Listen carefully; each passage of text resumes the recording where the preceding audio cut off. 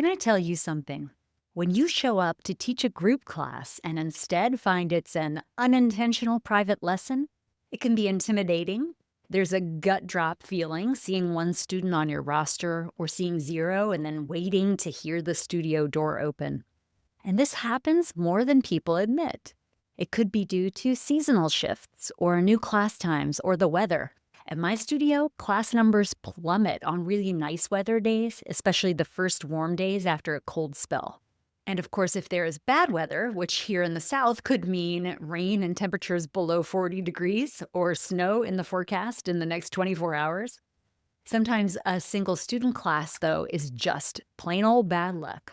So today, let's talk about what to do when you have an unexpectedly small class or no one shows up, and how you can use these moments as an opportunity to improve your teaching and build your confidence in the classroom. I'm Sage Rountree, and this is Yoga Teacher Confidential: Secrets of Becoming a Great Yoga Teacher.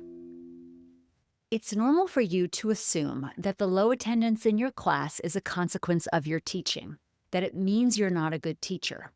But let's reframe the fear. Almost always, it's not about you. Students' schedules and habits are unpredictable. There might be a traffic jam or a sporting event you didn't know about, or any host of reasons why no one comes. Once you accept this reality, you can adjust your mindset to see that small classes are a gift. They offer you a chance to guide your solo student through deep work, personal connection, experimentation.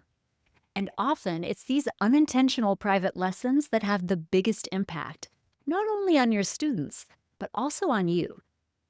A couple stories for you. In 2016, I taught an unintentional private lesson to a student who was like 10 minutes late. I was just about to leave the studio, thinking no one was coming, when I heard the door clack. Not only did this student roll in with late, frazzled energy, she kept interjecting observations about the upcoming presidential election during the practice. Now, that was understandable, and I tried to offer her a practice where she could process her experience. After her one-person class, she said, "Can I give you my card?" I was confused because she had already paid for the class. But then she pulled out her business card and said, "I'm a lawyer and I specialize in traffic cases. Hit me up next time you get a ticket. I'll take care of it for you for free." That was a win. Another memorable late arrival to an unexpected private lesson was a woman who arrived not just late and frazzled, but teary. It turns out she had just dropped off her mother at assisted living. Like, she literally came to the studio from the care home. When she saw she was the only student, she tried to beg off of class, but I convinced her to stay and practice some restorative yoga. That was a style she had not tried before. As you might expect, she left in a different headspace than when she arrived. What an honor it is to get to offer these practices to people. That's why teaching yoga is such an important job. And the best teachers practice teaching when no one's looking.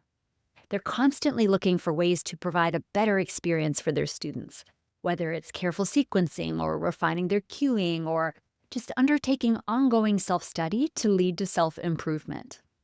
When you wind up with a solo student, it's time to shift your mindset. Treat it like a private lesson, not a letdown, and position it as such. I would say something like, "Lucky you, you get a $150 private lesson at a group class rate." I also would offer the student an option. At my studio, when we have unintentional private lessons, solo classes, we say something like, "If you are not interested in a private lesson today, we can call it off and the class credit will return to your account." If you're saying something like that, though, be careful not to imply that you don't want to teach a private, as that's exactly what will make your students say no because they want to please you. Ask your solo student about their needs. Then adapt your chosen lesson plan, but don't overwhelm them with choices. The student has booked a group class experience, not a private lesson. So it's okay to stay structured with your lesson plan. Don't go fully off script just because it's one-on-one, unless that is the clear direction that the energy is going. Practicing in these unintentional private lessons will make you better at teaching intentional private lessons. That's the topic of the last episode of this show, Season 1, Episode 23. Private lessons, both intentional and accidental, help you learn how to adapt on the spot. They help you personalize your cues, and they help you refine your ability to read your students' energy. And all of these are invaluable skills in private lessons, as well as in group classes. Plus, an unintentional solo class is a great way for you to demonstrate the value in intentionally booked private lessons. You never know when a solo student class could become a recurring private lesson booking. If no one shows up, you can use the time for self-improvement. Because in the rare case that your numbers are low because your teaching isn't as good as it could be, this is your chance to change that. Treat it like a rehearsal. Practice what you'd say if the room were full. This will feel awkward at first, but getting in the reps matters. The more practice you have with your language, with using the space in the room, with holding the space for 25, 5, 1, or 0 students, the better a teacher you will be for everyone. And this practice teaching doesn't have to happen to an empty room. If no one shows up, record yourself teaching all or even some of your class to the camera. Then watch the video with a kind eye. This is, as I covered in Season 1, Episode 14 of this show, the single best way you can improve your teaching: self-assessment using video. Not up for video recording or don't have the storage space on your phone? Do an audio recording using the voice notes feature on your phone. Even audio will help immensely as you work to refine your cueing. You'll notice what you can drop. That makes then room for you to add back either more specific or more metaphorical cues. Or use your time for lesson planning. Review the sequence you plan to teach and work on ways to iterate it across the next several weeks. This is how you find the right balance of consistency and variety. And as a side note, if you need help with this iteration and finding the right balance between consistency and variety in your yoga lesson plans, my 6-month mentorship program called Mastering the Art of Yoga Sequencing will help you with this very project, so you can always walk into class confident in what you're teaching. This can also be a great opportunity to reflect more broadly on your teaching. What worked well in your last class? What could be improved?